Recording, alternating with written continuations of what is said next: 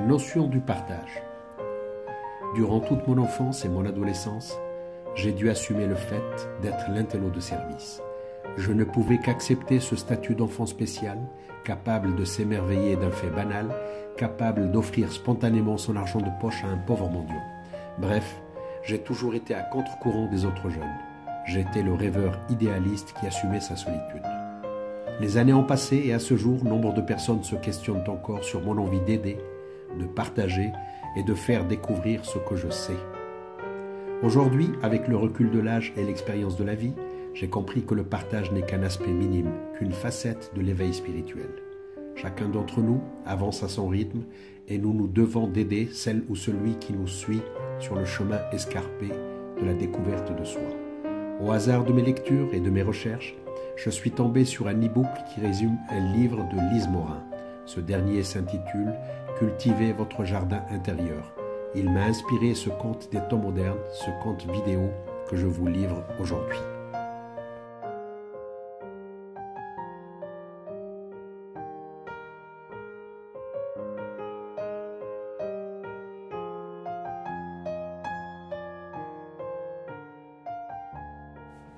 Du terrain vierge au jardin magique. Tu ne le sais pas encore, mais tu es riche. Depuis ta naissance, tu es le propriétaire d'une parcelle de terre magique offerte par le Créateur. Ce terrain est en toi.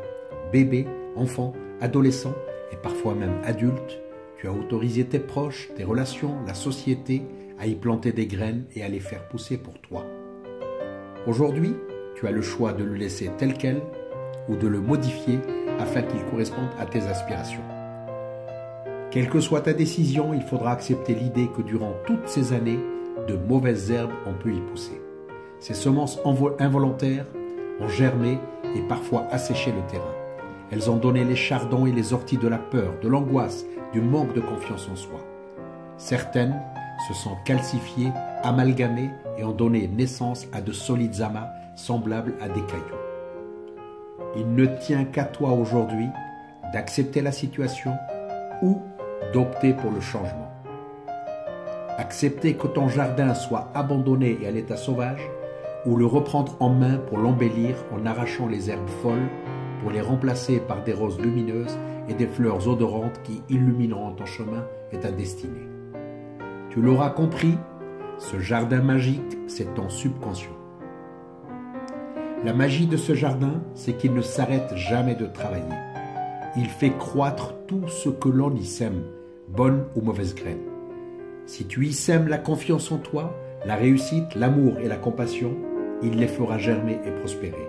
Si tu y sèmes la souffrance, le manque d'estime de toi-même, la peur du changement, la timidité, l'échec, la misère, la pauvreté, la soif de pouvoir, la haine, la jalousie, la méchanceté, il les fera germer et prospérer.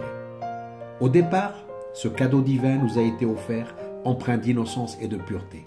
Au fil des années, chacun de nous a reçu des graines positives et parfois négatives qui ont fait leur chemin. Enfoui au plus profond de toi-même, certaines affirmations continuent d'agir sur toi. Prenons l'exemple d'un enfant qui toute sa vie n'aura entendu que des phrases similaires.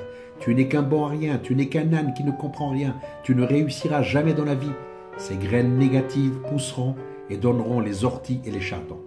Toute sa vie, la victime portera en elle, sans le savoir, les stigmates du manque de confiance, de l'échec et de la souffrance. Alors qu'à l'inverse, un enfant qui aura été soutenu et encouragé par des phrases positives en ressortira enrichi. C'est bien ce que tu fais, je suis fier de toi, tu es un enfant intelligent, tu as de la chance, tu es un enfant béni, tu vas réussir dans la vie, tu as du cœur.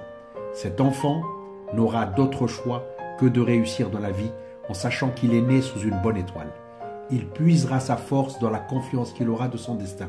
Il sera propulsé par la puissance positive de ces graines semées avec amour.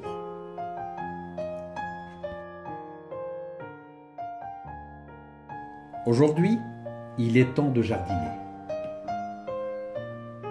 Il est temps d'avancer et de dépasser les étapes de la crainte, de la rancune, du désarroi, du regret, de la colère.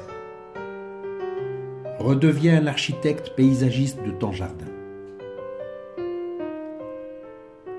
Il est venu le temps de prendre conscience de tes atouts, de tes joies, de tes peines, de tes souffrances, de tes expériences et de ton vécu.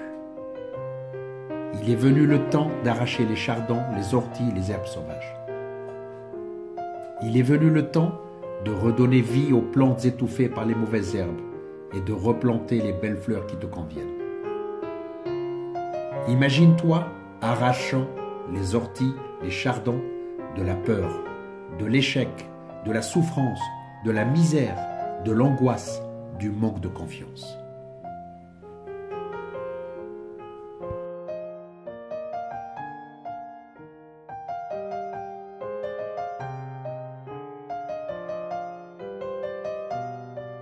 Imagine-toi plantant les graines de la confiance, de la réussite, de l'aisance matérielle, de la compassion. Ton jardin obéira et fera germer et éclore toutes les graines que tu sèmeras. Commence par y planter les graines de ta destinée personnelle et continue en y rajoutant les graines qui serviront l'humanité. Sois assuré que la taille de ton jardin magique est sans limite. Il est à l'image du cosmos. Il peut devenir infini.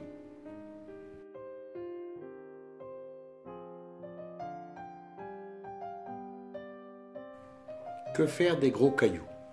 Ces amas de racines calcifiées, semblables aux gros cailloux que sont les addictions à l'alcool, à la drogue, à la cigarette, t'empêchent de replanter. Tu devras les extraire du sol et les jeter à l'extérieur de ton jardin. Plus ils seront grands, plus ils demanderont d'efforts, de volonté et de persévérance, mais tu finiras par les déloger. Il te faudra creuser la terre autour de chaque pierre, utiliser le levier de ta volonté pour soulever et extraire la pierre de chaque addiction. Pour chaque pierre délogée par le pouvoir de ton imagination, il te faudra replanter les roses de la réussite, les fleurs de la santé et du bien-être. Toutes ces graines du bonheur et de la joie de vivre te pousseront par la suite à semer les graines de l'amour et de la compassion.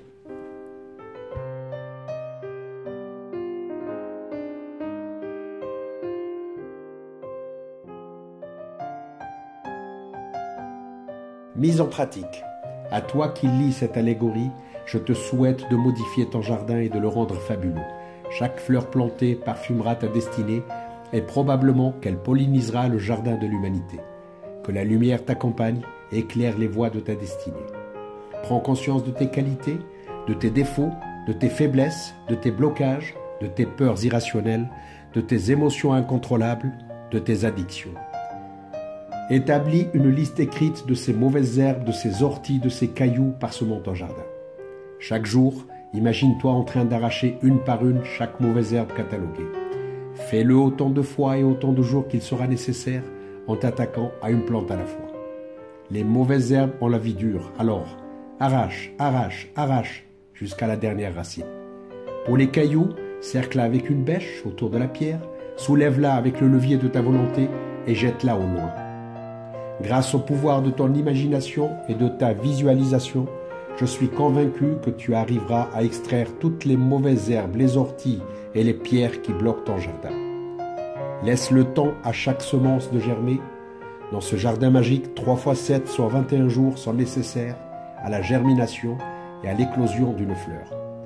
Que la paix envahisse ton cœur et ton esprit, que la sérénité soit ton compagnon de route, que l'amour de l'humanité soit ton phare.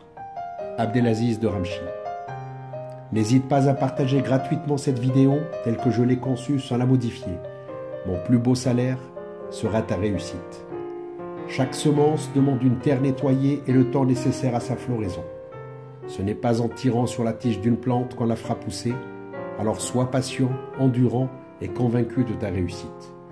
Pour arracher une mauvaise herbe, il est nécessaire d'en extraire les racines.